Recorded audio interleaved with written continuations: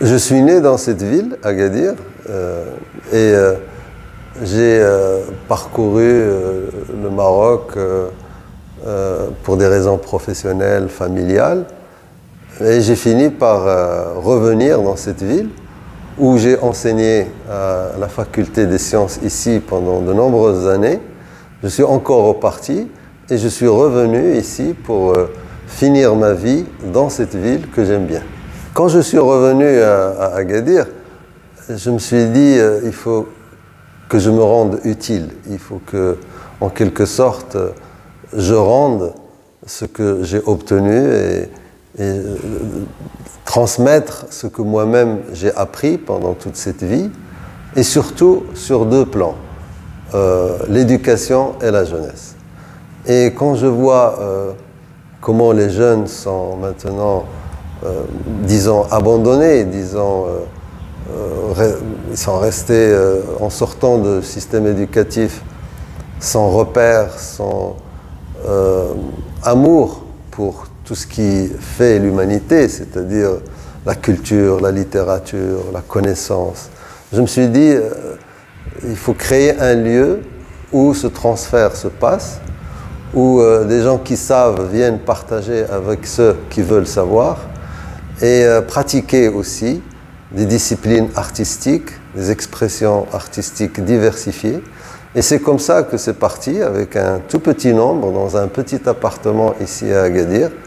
Et les années passant, nous avons pu attirer vers nous des partenaires, des budgets, des jeunes, des intervenants, des gens qui nous ont fait confiance. Et petit à petit, aujourd'hui, quelque chose qui est né à Agadir, cette ville que j'aime, maintenant se diffuse dans d'autres villes du royaume. Nous sommes maintenant, à partir du centre de Connect Institute, nous avons des centres sur 7 villes différentes. Et les jeunes d'Agadir qui profitent de ce centre pour eux-mêmes, pour apprendre, pour développer leurs compétences, se déplacent aussi pour échanger avec leurs camarades qui sont dans d'autres villes. Et ceux des autres villes viennent aussi vers eux, faire des choses ensemble, créer une communauté basée sur la connaissance, basée sur des valeurs, basée sur surtout l'amour de ce pays. Ce pays a besoin de cette jeunesse et cette jeunesse a besoin aussi de ce pays. Et donc nous créons les conditions, nous essayons de donner les clés à ces jeunes pour aimer ce pays, pour trouver leur place dans ce pays et pour développer des compétences utiles à eux-mêmes et à leur pays.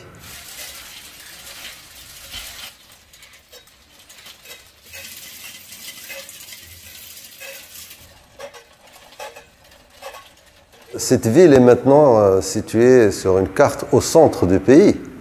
Elle n'est plus la ville du sud. C'est une ville au centre du pays qui se distingue par son climat. Il fait bon vivre ici. Il y a une tranquillité, il y a une ambiance aussi qui prête à l'innovation, à la réflexion, au calme, à la tranquillité.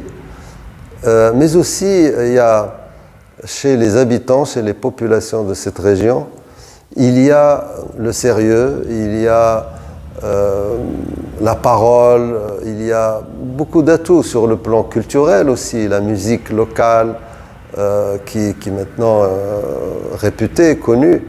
Il y a aussi un background naturel, un patrimoine dans l'architecture, dans l'art culinaire. Il y a beaucoup d'atouts qui malheureusement ne sont pas toujours bien exploités, ne sont pas toujours valorisés. Je peux parler des randonnées dans les montagnes et les vallées, je peux parler des vestiges des Saadiens, des différentes dynasties qui ont régné, je peux parler des parcs naturels qui sont... La plage aussi, c'est quelque chose d'unique. La baie d'Agadir est réputée pour être une des plus belles du monde, et je pèse mes mots.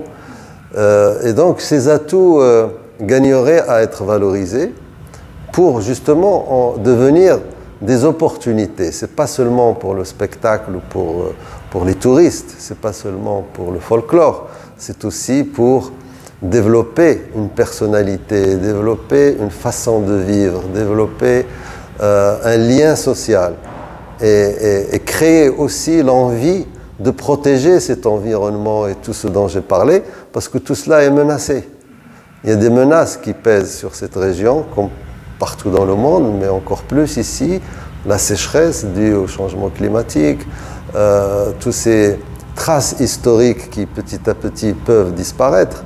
Et donc il y a aussi un travail sur la protection de la nature et du patrimoine historique, et ce sont les jeunes qui doivent se l'approprier, tout ça. Et en faire, au lieu de que ça reste des menaces, il faut en faire aussi des opportunités pour valoriser, pour s'occuper, pour, comme j'ai dit tout à l'heure, aimer cette région et chercher à la développer.